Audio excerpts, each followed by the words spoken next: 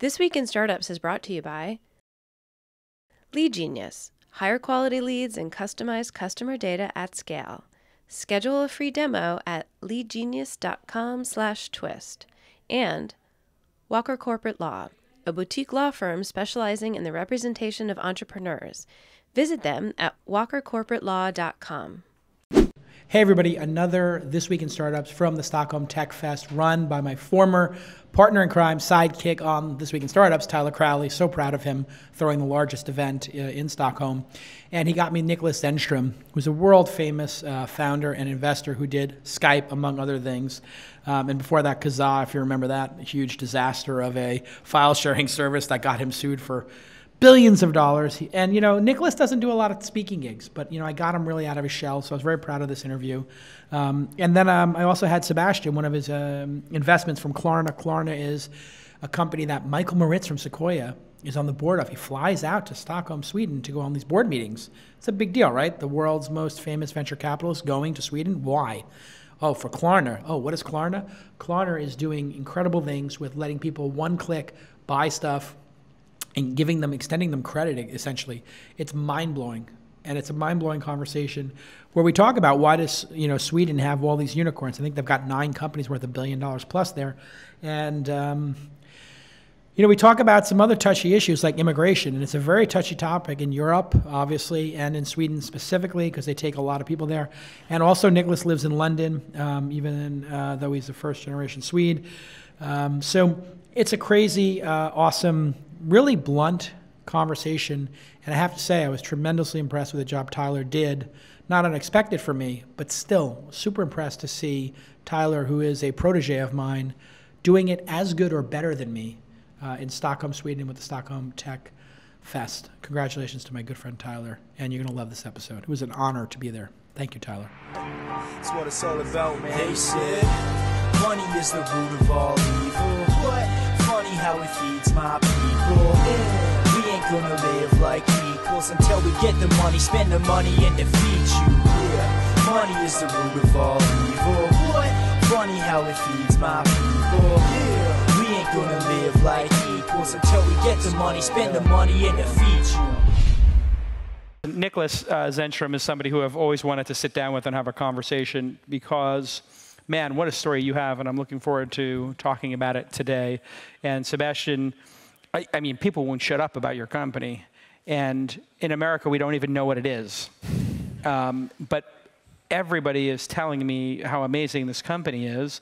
Let's start with you for a second, with Klarna. What is Klarna, and why is it so huge and important? Because we don't have it in the United States. We don't run into it there. What is the concept here, and why is it so extraordinary?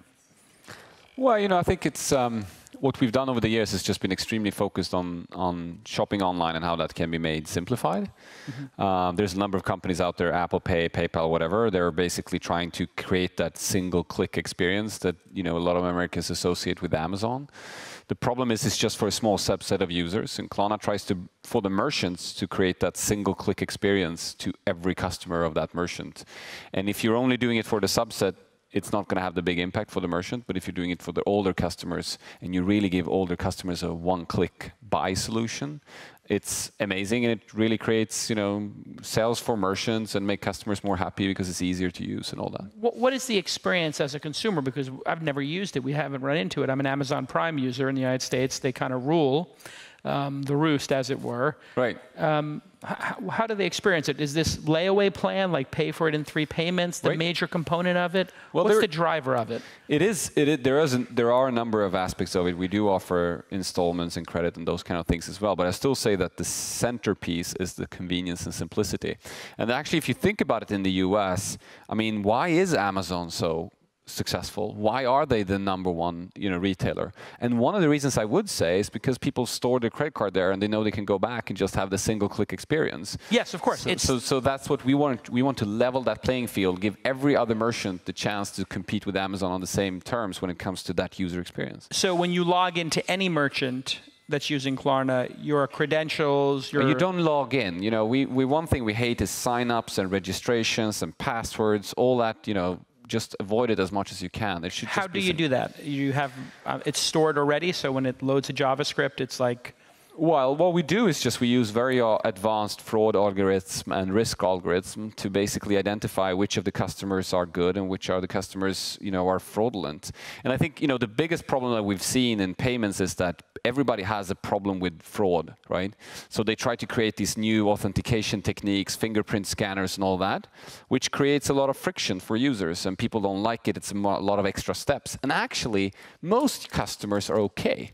Most customers are good customers that pay and that just want to have that product.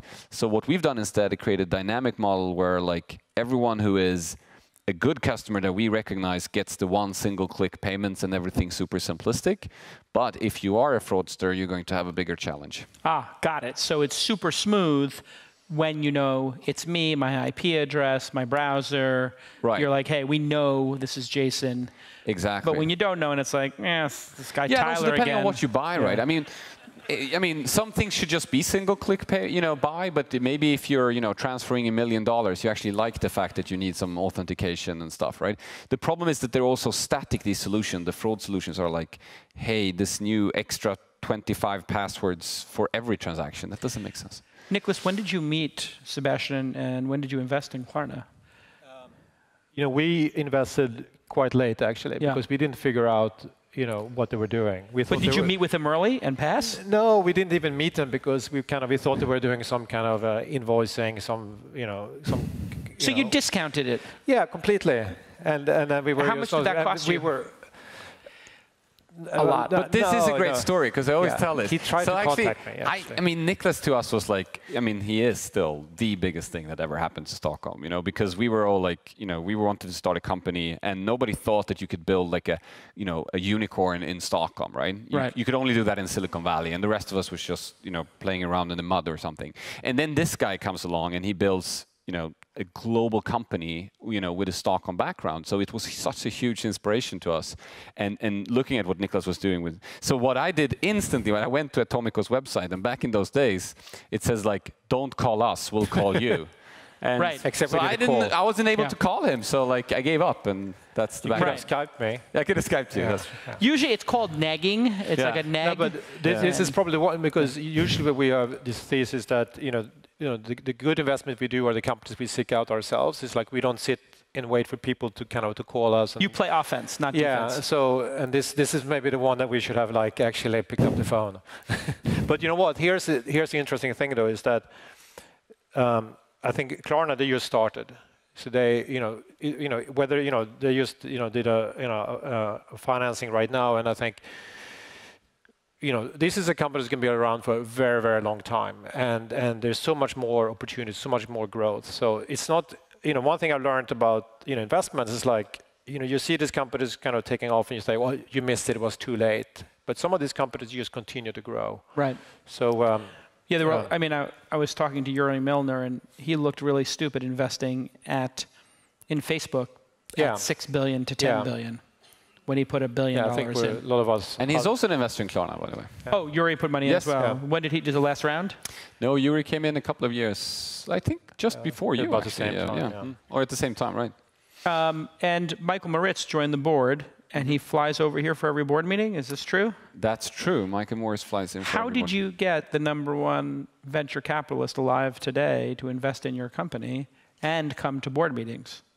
Actually, I don't want to pull like a too long anecdote, but I'll do a very short story. No, you can go ahead. So basically, Sequoia came to us and did this beautiful pitch about like, hey, look, here are the Google guys in the garage, and here are the LinkedIn guys in the garage, and here are the Klarna guys in the garage, and so you should really take Sequoia money because we're behind all of these guys, right? Good pitch. Yeah, it was a good pitch. And then I just felt that I needed to say something cocky because we've been just sitting and listening to this pitch. So in their offices? No, in Stockholm. In Stockholm. This guy, Chris, then flew in and did this pitch for us. And then I said at the end of it, I was like, but tell me, if we're really the next Google, would Sequoia only send one guy to Stockholm? Shouldn't all of Sequoia be here? And he gets like, wow. Wow, that's a power move. But which was really cool was like, it's like a 12-hour flight. Yeah. He got a little bit nervous and he started saying like, yeah, Michael couldn't make it, and and then he went out of to the elevator, and 2 minutes later, literally 2 minutes later, Michael Moritz called my phone and says, if we do this, if we can do this investment, I want to join the board. Wow. So that's a power move. Yeah, that was a powerful move. So it was, in it paid off to be a little bit non-Swedish in that sentence.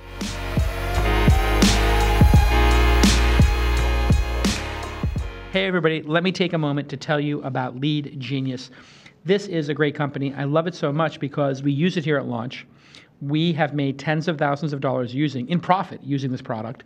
And I love it so much that I invested. What is Lead Genius? Lead Genius allows you to, very simply, augment and make your sales team bionic by having them get better leads, more leads, reactivating leads, and taking the bottom third of what salespeople do and hate and outsourcing it. Listen, your sales executives, these high-priced people who you're paying, in some cases 6 figures, some cases even higher, they don't want to sit there all day and put their data into their CRM system, their customer relationship management system. They don't want to hunt and peck for leads on LinkedIn and AngelList and Crunchbase. They don't want to do all that work. And that work is repetitive, and that work is hard, it's tedious, and there's a certain group of people out there who love doing it. And there's software and technology you can apply to that process that makes it more efficient. Well, that's what Lead Genius has done. And so for low hundreds to low thousands of dollars a month, you can create essentially a team that goes and looks at your CRM, and then they say, hey, you talk to these 3 people at the organization, we're going to update their information, and we're going to reactivate those leads. And they did this for us, and they reactivated a lead that wound up spending tens of thousands of dollars with us at one of our events. You can import all of this directly into your CRM or your marketing automation software. In other words, you can give them a login to your system. They're trustworthy. They have NDAs, all that stuff in place, and they can take these high-value leads and get them into your system. Stripe uses it. Weebly uses it. Signify uses it. We use it. Go to leadgenius.com/twist and get a free review and audit of your sales process. So they'll look at your entire sales process and say, hey, your lead gen could be optimized this way. Your opening email is lame. I would delete it immediately. Here's how you can make your opening email, your opening salvo better. Here's what a drip campaign is. Here's how to do it. They're going to do that audit for people who are fans of This Week in Startups for free. That's leadgenius.com/twist. If you're in the mode at your startup or a medium-sized company or even big company of starting to sell, you have to use Lead Genius. I'm telling you that you'll spend a small amount of money and you'll get a giant return. They'll do this free calibration with 10 high leads for free as well. They're going to get you 10 really high leads for free. Go ahead and go to leadgenius.com/twist. High quality leads, better reporting, automation, segmentation. They do all this research. It's just low quality leads are a waste of time. You need the high quality leads. You need those Glengarry, Glen Ross leads. You need the good ones. And that's what Lead Genius does. That's why I invested in the company. And that's why I paid the company to help my sales team. All right, let's get back to this amazing episode. Let's talk, Niklas, a little bit about your background as an entrepreneur. I first became aware of you when you had this wonderful Napster-like product called Kazaa. Yeah. How much were you sued for? A few billion. A couple of billion. A couple of billion, yeah. But it was a great product. I love Kazaa. Yeah, no, it was good. It was a lot of people used it. But it was the amount. We thought it's quite a ridiculous amount. It's like it didn't matter if it was like 1 billion or 10 billion because it was kind of pretty much more than we had anyway. We didn't have so much. So, when did you start Kazaa, and why did you start that company? Because I think people knew at that point after Napster, like this was a road to nowhere. Didn't you know that this was going to end badly? And you did it anyway? No, we thought that we thought it was an opportunity. So actually, we started in 2000. Actually, I kind of quit my job about February. Where were you working? 2000, Kinnevik Tele2. What is that? That's the place where everyone in this country has been working before they became entrepreneurs. What do they do? It's media, telecom. This was the kind of the biggest investor in Rocket and the copycat guys in Germany. Not Kinnevik themselves. No. So anyway, so I had a nice employment and so I quit beginning of 2000. It was like a few weeks before Nasdaq was peaking, and but we didn't really know exactly what business to build. We thought we should build something, and Then we looked at Napster. We thought it was amazing, and thought like, well, these guys are doing something for music. But there's more things than music, right? There's movies, TVs. There's but anything. This is a time where we started to have digital cameras, and you started to have, obviously videos and software, everything. So we thought we should do something that is for any kind of file type. Then we thought that like, okay, actually, there's an opportunity because of Napster's music problems. So before we launched, we kind of delayed our launch. We went to see all the collecting rights societies, the ones that John was talking about, the record companies. Say, hey, we have a great business model for you. Why don't we have this P2P service, and we can have maybe a subscription, we can have a pay-per-play, or we can have advertisement. It's a good platform for searching for and for distributing music. But the problem was like you couldn't even set up the meetings with these guys because they basically stonewalled you at the time. So you couldn't get the meeting. No, we can maybe. And Daniel got kicked out of the meetings. Yeah. And maybe at the time you could maybe get a meeting with someone that's like a business development guy, and then as a follow-up, was like clearly a letter written by a lawyer that cease and desist letter kind of thing. So you launched it anyway. Yeah, because like of course. We put up a notice saying that please don't use this service for music and video because we're negotiating a deal. We'll come out with a paid service later on next year in 6 months or something like that. We thought 6 months was probably a good time to. Yeah, Daniel negotiate. did too. Yeah. It turned out to be 2.5. So what happened when Napster kind of got shut down? Basically, all of those users came to us. So we thought it was good and bad. Yeah. Now the target moves to you. At least we had traction. Right. When you don't have any traction, you won't have traction. Right. That's why we were quite happy with traction. And then the letters start happening. Yeah. And then I think the problem for us was that they wanted to we were like kind of really the last one that really got sued. Yeah. So they wanted to make a big example out of us. So it was a long-lasting litigation. And has that ended? Yeah. In 2006. 2006. How did it end? You gave them a little. We settled with them. We gave them some money. And that was it. Yeah. And you're done. And then after that, you made a legit service that failed. Yeah. No. So actually, we or didn't fail. No. So we started Jolted, which was the kind of the legit service. Yes, in 2002. So the litigation kind of continued. So we kind of got rid of Kazaa. We thought like, okay, we believed in the P2P technology, but we didn't want to spend the next 3 years in litigation, which of course ended up doing anyway. Right. And so we started this P2P distribution platform that anyone could, and anyone as a content producer could or could put up a file with and you had like a public key encryption system so that it was licensed files, and it was a beautiful system, but we never got any traction. And then one day we came up with Skype and kind of incubated Skype from Jolted. And that became the huge success that really put you on the map. Yeah. You sold that for a couple $1 billion. Yeah. And you kept the rights. So that was Jolted. So Jolted which was a company before Skype, which was a peer-to-peer company. And Jolted then, it was the technology from Jolted that we use at Skype. So it was 2 different companies. So we sold, when we sold Skype to eBay, we didn't sell Jolted. Right. So you kept the underlying technology. Yeah. And then Mark Andreessen bought Skype. They spun it out or something? No. So eBay, a few years later, they decided that they should focus on e-commerce. Yeah. So they thought that they should sell the majority of Skype. So we participated in a buyout together with Silver Lake and Andreessen. And then we put Jolted into that, so that was, the company got. So all the IP was perfect, and then you guys doubled or tripled the value of it when you sold to Microsoft. Yeah, we actually were on our way to an IPO.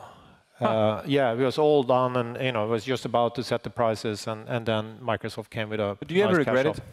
Well, no. Well, of course, it would be fantastic if we'd done an IPO, and because this is something that we need here. We need to have some true breakout companies that doesn't sell. So, it would have been really good if in a way that if Skype was now a European public company.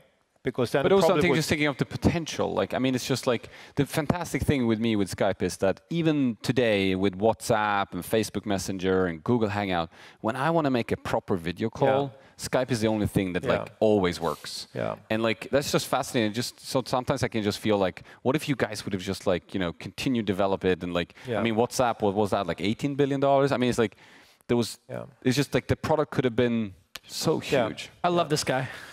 I'm just curious. How do you like? Don't you? Could you ever never like? Wow. You know, what's great is that when we started the company, we thought really long term. Like, okay, how long? You know, the longest term you can ever think is like 10 years, 10, 15 years. And we thought we want Skype to be, you know, one of the, key. You know, communication is a key thing. You know, one of the main thing you do on the internet. So we wanted Skype to be in 10, 15 years after the launch, still be that company. So it's great. It is today. It still is. So. You know, that is, you know, so in that way we achieved, you know, what we wanted to do. But back then in 2005, when we sold, you know, we had 20 million users, which was a lot. We had, I think we added like 500,000 a day. At the same time, we had Microsoft, Yahoo, Google, and AOL all, you know, announcing they were going to launch the same type of service, like Skype killers. And we try to analyze, like, okay, what is our kind of network effect? What is our, you know, how strong are we going to be? And the only thing you can come up with that is a binary outcome. Either we're going to get crushed or we're going to be sustained. Of course, it turned out that we sustained them and they could not compete with us. And Microsoft, it's just fascinating that, like, to me, when I've been using Skype, when you guys were working on it, the product was developing and it became better and better. Then eBay bought it, nothing happened with it. The product looked exactly the same. Then you guys bought it back. The product started becoming new and all this new stuff coming. Then Microsoft bought it, nothing happens. The product stands still. I mean, to me, it's coming back to what Daniel Ek said previously.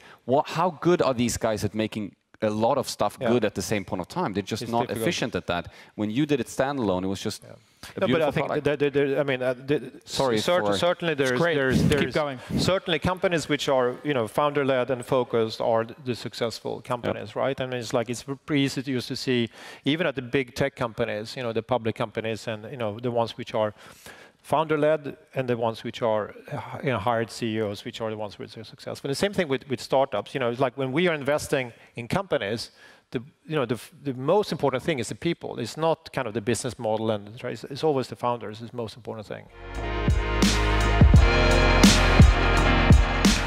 Hey everybody, let me stop for a moment, this amazing episode, and tell you about the Walker Corporate Law Group. Yes, they are a boutique law firm that specializes in the representation of entrepreneurs and startups. And Scott Walker is the founder of that company, and he is a personal friend of mine, and he does a great job working with startups. I have literally introduced him to dozens, maybe hundreds now, of startups, and they all rave about the services of the Walker Corporate Law Group because their lawyers have decades of experience. You're not going to get junior associates who are getting on-the-job training with your startup. No. They're going to help you with mergers and acquisitions, licensing, terms of service, privacy policies, formation, all this kind of stuff, fundraising, and they're really great at it. And they do fixed fees. They don't want to surprise people with crazy bills. They think that billable hours can reward inefficiency, so they'll just be fair with you. And that's what I love about them, because if you're a startup, you don't want to get that sticker shock and get a huge bill. Make sure you use the Walker Corporate Law Group, and you can do that by calling Scott Walker at 415-979-9998. 415-979-9998. You can email him, scott@walkercorporatelaw.com, or you can visit walkercorporatelaw.com as well. Scott@walkercorporatelaw.com, and let Scott Ed Walker on Twitter know, @ScottEdWalker, know that you watch the program and you appreciate him supporting independent media like This Week in Startups. One of my oldest advertisers, one of my oldest friends in the industry, just a great guy, a total mensch, and he really takes care of the startups who work with him. Thank you, Scott Walker, for supporting This Week in Startups. Bye-bye.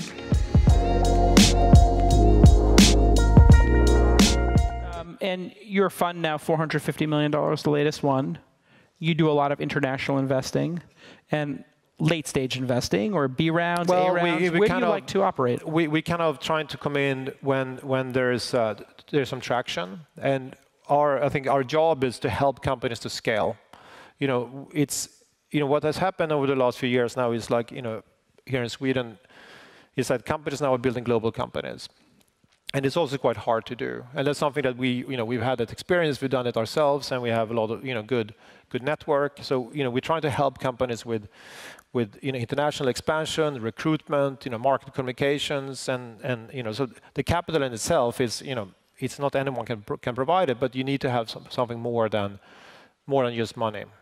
And what's the example of you guys coming in and just really transforming a company or helping a company? We're not transforming any company. All right, because jump-starting? No, what we're trying to do is help them with expansion because we believe that the founders they're the experts in solving their problem. It's like we wouldn't tell Sebastian how to do payments because he knows that better than anyone else. But we could help him with recruitment. We could help him with maybe with market expansion into Japan whenever he's going to do that. For example. It's very concrete to us. I mean, from our point of perspective, like a lot of investors, Mark Andreessen was pushing this a lot, and I think in the Valley, but even before him, a lot of the VCs kind of said, well, we're not only going to be money, right? So they started adding these support functions. We're going to help you with HR, with PR, and so forth. But not always are these functions really good. And I think the big difference to us working with Atomico has really been that, like, if I put my HR people in connections with Niklas' HR people, they love the support they get. They love the advice they get. It's very valuable. So, like, the problem for somebody taking an investment is it will all sound, the pitches of who I should take will all sound very similar. Yeah. And it's actually only when you've experienced the difference that you can see that somebody like Atomic is actually adding real value. I think that's something that when I talk to people today and they ask me what is a good investor to have, I actually recommend Niklas because I say these guys are going to actually be able to advise you properly. Now that the company has become so huge, you're dedicated to keeping it here in Stockholm, or is there something like an IPO or something where you would actually consider moving it to the United States? And have you gotten pressure from investors to move it there like previously? And what was the reaction that you had to that? I feel, it's funny. I even had this discussion with Daniel the other day because, in that case, we're quite similar. I know especially companies that are a little bit earlier in their phase are being pressured. That's true, both in Europe as well as in the US. If you're like sitting in the Midwest, the investors are going to ask you, hey, move your office to Silicon Valley, right? It's a reasonable request. Is it? If you're in the Midwest, yes. Okay. Could be. I'm not that familiar with the Midwest. When's the last Skype that came out of the middle of America? Right, but I think, there's definitely something that is available in Silicon Valley, which is the access to people that's done it before, right? For sure. So, and I think that's the big opportunity with it. I think, however, in Stockholm, that ecosystem has started to exist now. There are a number of companies, there are a number of unicorns, there are people to call for advice. And I think that is kind of, that's the most important basic aspect. But now that you're scaling, there just simply aren't enough technical people in this country to have you succeed Absolutely. on a global basis. Which is why both us and Spotify, more than 50% of our recruitments are from abroad, and we bring these people to Stockholm. So from a recruitment perspective, the only thing you need to think about is the interview is always in either April or May. Like, you never do interviews in January or December. That's when you guys... Clearly, the interview window is closed now, as you can see outside, right? As long as you have that as a rule, you're fine. Yeah. And you're not joking. No, I'm serious. I'm dead serious. Have you recruited top-tier talent from the Valley to move here? Well, or just across Europe is a little bit easier? No, we have we have a lot of you Americans at Klarna, so for sure, I would say we have. But of course, not everyone is willing to move from, San Francisco, good weather all the year and all that. Yeah. So, and then like, hey, there's this, it's dark for 4 months and it's only gray, but. What's it like running a company when it's nighttime for 4 months? Does it make people more productive because they don't know they're supposed to go home? Or are they so depressed that they think the startup's going to fail? Both are probably true. No, I actually think Stockholm is a great city to run a company. I think there's some challenges to Tell me the best parts of running a company in Stockholm first. So in Silicon Valley, if I hire an engineer, if he hasn't changed job in 1 year, or she or he is going to say, I'm failing at my career, right? And the honest answer is that in order to build great products and build, bottom up, it takes a couple of years. Yeah. So just, that's one challenge. The other challenge is if like my company is having huge traction from day one, Silicon Valley is the best place in the world to be because everybody's going to jump at you and want to work at that place. Sure. But if you're just having a couple of years of a little bit struggle, boom, everybody leaves, right? And it is true that does happen. People are not loyal. You see it now with Dropbox and Twitter having some, Exactly. challenges. They're not like rocket ships like Uber and Airbnb. Right. And I think Airbnb and Uber are just getting resumes and resumes from those type of companies. Still amazing companies. Yeah. But struggling. So I think that, and then also the other thing, like if I would read on TechCrunch and then kind of follow the trends. You know, one year we would be the mobile company, and next year the social company, and like if I would change my product cycles that quickly, we would never be able to deliver anything. So people are a little too trendy in the Valley by your... That's my, you know... People are more loyal here, more focused. I think so. But you're absolutely right about the fact it's hard to find, you know, that amount of talent here. It's a smaller ecosystem. It's a smaller country, right? But it's a big change now, though, compared to before. I mean, when we started, we hired, you know, engineers and developers you could find, but maybe not a lot of people who had experience building something at scale. And then when you want to hire some managers who've been part of building an organization, it was impossible, right? Because there was not really anyone around. And today there's so many people who've been around, you know, worked at, you know, whether it's Skype or King or Klarna, Spotify, and these people are coming out, you know, starting their own companies and you know, recruitable. So it's a lot of the talent pool and the experience pool is certainly getting much bigger. And the capital pool with this new billion-dollar venture firm that doesn't exist, EQ something, I don't know the name of this thing, but what's the name of it? EQTZ, what is it? EQT. EQT. EQT. Is it? Now I get worried myself. Whatever it's going to be. It's a billion-dollar fund. Yeah. That's going to be pretty transformative too, to have another large fund, do you think, Niklas? Well, what the reality here is that it's been a really good supply for early stage funds, you know, lately. Most, you know, pretty much all, you know, seed and Series A rounds are done, you know, in Europe, are done by European or kind of local investors. But when it comes to Series B and later on, you know, 80% of those rounds are done by international investors, kind of predominantly US. So there's a big funding gap. So we certainly need more. So for over capital. $20 million in funding or something, round going forward. Yeah. And so now that's you and them and a couple of other people can do those Index, Excel, and so there's. But I also think there's a total different dedication today. Everything from even the royal house, Prince Daniel is very engaged in entrepreneurship. There's like he's having the after party later. Oh, great. Yeah. So there's like he gave me the code for the side of the castle. If you think about like when Klarna started 10 years ago, among as Stockholm School of Economics, you would ask the people how many want to start a company. 7%. Today, 70% wants to start their own company. Wow! So there's a massive change. That's huge. You know what I have to say is interesting to me. When I spent time in Paris or I spent time in London, people seem to think that the entrepreneurs were scam artists or trying to pull the wool over people's eyes. Yeah. There wasn't a lot of respect for them. And then when I come here, it seems like there's a proper amount of respect for the struggle and the effort, you know, and the guts it takes. Am I correct in reading that or no? I think it has improved because 10 years ago, I mean, but still in Swedish society, I think right now we're actually at kind of almost like the balancing point. Because at one point you have this tech entrepreneurship and everybody's, you know, very proud about the fact that per capita, this is the most unicorns in the world, right? Yeah. So it is a fantastic ecosystem. On the other hand, in Swedish society, there's this like, still very, and in this case, leftish view that like, you know, companies are bad and it's basically just a question of like who gets the most money, the guy who gets the salary or the capitalist who owns the company, and it's all like zero-sum game as opposed to synergy between society, companies, building society together. And those two views are currently in the very big, you can see that because people are, for example, there's a big debate about, you know, profit in private welfare.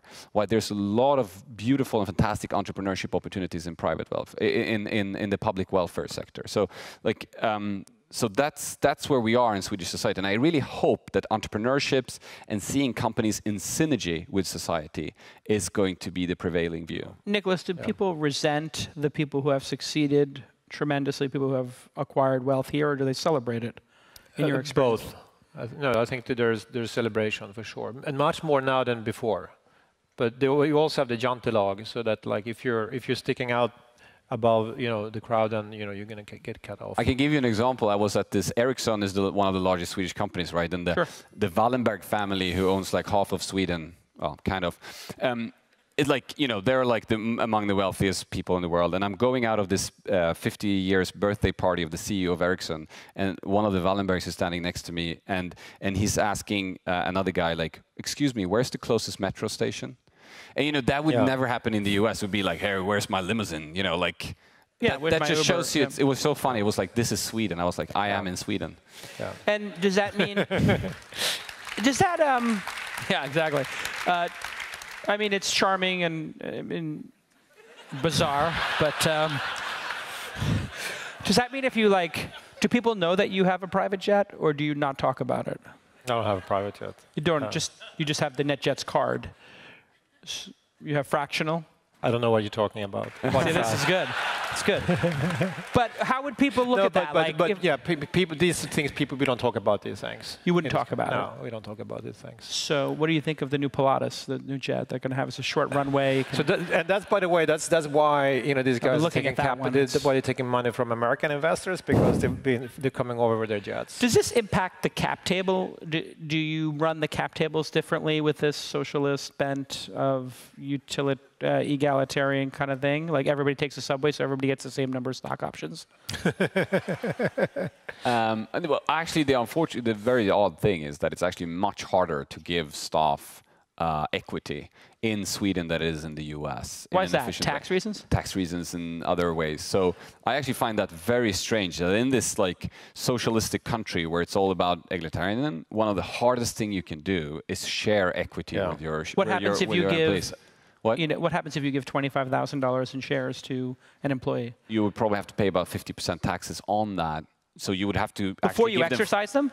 Yeah. Before you sell them. So if I want to give an employee $25,000 of shares, I would have to pay like them $75,000 or whatever in full spending for them to be able to tax out and then get that $25,000. Wow. So it's just it's a horrible system. Yeah.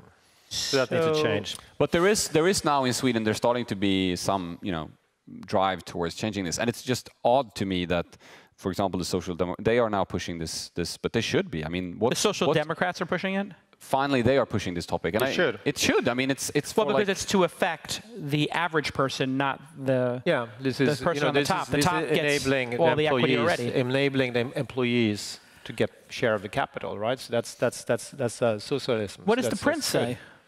Who is here? Where's the prince? I don't know. Where is he? We should ask him. This is a fundamentally broken system. In that sense, yes. Yeah. How are you guys going? I mean, this is going to seriously stunt your growth if you can't make your employees millionaires, because the whole concept of how Silicon Valley got there was, hey, you know, whatever number of thousands of people who, you know, were at Google became millionaires, or Apple, and they were able to angel invest and do all this. Absolutely. This is a serious gating factor. It is. There's no hack around it. Can you give them? Well, nothing? you know, you can ask the private equity firms, but I think that, like, you know, in our world at least, we've always had ownership in Sweden and taxed in Sweden. So you don't have stock options for the employees? We do. No, I mean, how do you do it? We do it exactly that way. I mean, in the case where our employees are not able to buy themselves, or they don't have the funds, it does happen that we pay out, like, you know, a piece of fixed salary in order to enable them to buy. Which means they're going to get less, and it's just... Yeah, and it's very inefficient. And it puts the company at a disadvantage versus their competitors in other countries. Absolutely. I mean, that's really the problem, Yes. is that in the major talent wars, you're handicapped. People can pay $2 for one. But, you know, these things haven't stopped, you know, Stockholm to produce really, really good companies. So Not yet. I think it's like, you know, we always get these questions like, what should the politicians do, and what should, you know, the country do, whatsoever. And the reality is that there's a lot of things that they can do to make it easier, right? But the reality is that the growth for these companies it's happening anyway, because you have great entrepreneurs who want to build great companies. So if there's obstacles, it's not like we're not going to say, oh, I'm not going to become an entrepreneur because it's a bit complicated. Well, what about you as a venture capitalist? I mean, as somebody who's highly successful, you're a resident of Stockholm? No, I live in London. Oh, London. Yeah. And is that because of taxes? No, it's. I lived there for 13 years. Got it. So actually, you know, it's interesting because it's more beneficial to live in London. You know, London is a great place if you want to build a global business. So when we started Skype, in 2002, I moved to London. I thought London is a really good place if you want to build a global company. And I thought actually at the time maybe Sweden wasn't. Today, you know, Sweden is really, really good. So you've thought about moving back, or? No, it's like I have my life there. But Right. I spend a lot of time here. A lot of time, because it's just a lot of good companies. And I think to add to this as well, I mean, you at Atomico did this comparison to look at like how many billion-dollar companies was created per capita, right? Sure. One of the, to me, only errors in that report was that you were looking at, Stockholm as a city, the size of it, and San Francisco as a city, and the size of it, and then compared what was the number of billion-dollar companies per capita. But the point is, San Francisco draws talent from 300 million or whatever US. Americans, yes. Yes. Yeah. Whilst, Stockholm draws talent from 8 million Swedes. Yeah. So actually, per capita, I think Sweden is extremely efficient, and I think that, we can criticize the bad parts about Sweden, from the tax perspective and so forth. Well, it's but an opportunity to be more efficient. No. Yes, but I also think there are aspects like, the fact that we have free healthcare, free education, that means that more people have the chance to actually take the journey from whatever they are today to, start these companies. Yeah. I'm not as worried, if in the US I might break my leg and that's the end of my career. See what I mean? Because I'm not going to have the money to treat myself and so forth. So I do think that in Sweden we're actually very efficient at taking all that raw talent that we have and do the most out of it. And I think that's something I'm very proud of.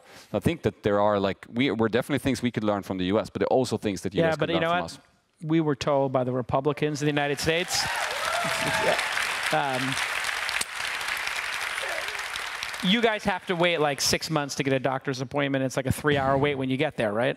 It's a little bit exaggerated, but yes. No, is it really? I don't know. I'm no, joking. Not really. I mean, it is available. There are definitely queue lines for specific if you need to get a surgery or stuff like that. But I think it's fairly successful. Yeah. But the money you spend on healthcare is much more than we spend in the end anyway. It's a disaster in the United States. Yeah. I mean, the fact that they've tied it to employment so much just becomes... What about immigration here? I mean, this is a big issue? We could talk about abortion if we want to talk about something less controversial. How about religion? So, religion is not very controversial. Not controversial. Everybody's an atheist? No, but about immigration? No, immigration in Sweden, we have... I live in London, and I think it's fantastic where I'm an immigrant in London. No, but what I'm going to say is that London is a fantastic place in terms of, it's such a melting pot. It's like you have people from all different cultures, and they're just completely integrated. In Sweden, we have not been very successful with that melting pot yet, I think. But it is sad. There's an anti-immigration party right now that's almost up to 25% of the vote. Anti-immigration. I think, I look at that and I just feel very foreign in my own country. I am an immigrant myself. I mean, my parents were Polish. I'm born in Sweden. So I'm second generation. But I feel very foreign when I see 25% want to vote on that. Because to me, it's I welcome having more people here. I think it's such a lot of fun. And I think all the people that we bring... thank you. But all the people, we bring so many people to Klarna from all over the world to work. We have over 50 nationalities or whatever, and it's just... How difficult is it for you to bring them in? Very easy. Thanks. It's easy. It is actually very easy. Yeah. It is. It has become... there's still some obstacles, but again, coming back, there's improvements to be made, but it's actually fairly easy. And these people are, from a tax perspective... For qualified, high-paid employees, it's easy. Yes. The only problem you have which is kind of funny, we have this expert tax, so they get kind of similar tax as they would in the US, not in Sweden, for the first couple of years. And as soon as they become productive, then we go slam dunk and ask them for 60% taxes. And then they're like, hey, should I really stay around here? Maybe I should move back to the US. What do you guys pay in taxes typically here? 55. If you're making more than 30,000 SEK a month, you'll probably start making 55% taxes. You take home 55 or you give 55? You take home 45? Well, it depends. Well, let's not get into it's brutal. It's brutal. But it's not that bad. But you know what? No. But here, I think you get a lot of things for free. Sweden is pretty good because there's no capital gains tax for private companies. What? Yeah, it's awesome. There's no capital gains if you sell shares. You don't. is correct, right? For That's right. private companies. Does it get counted as income? And also, some Americans told me that when you bring your kids to kindergarten, you have to bring your own, diapers. But here we get them for free in the kindergarten. Let's go back to the capital And it's gains all for a tax second. paid. So. You don't even have capital. If you sell a share for $100, you get $100. You don't pay tax. No, you have to pay income tax on it.